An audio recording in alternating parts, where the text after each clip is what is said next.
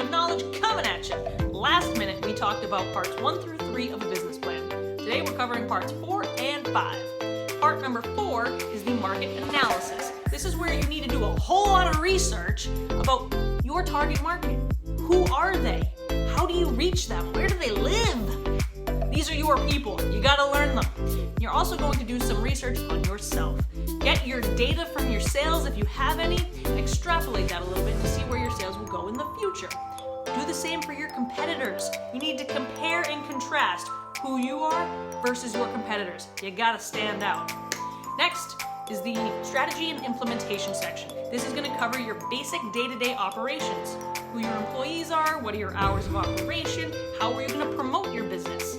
Also want to include here a product life cycle going from material acquisition to your finished product.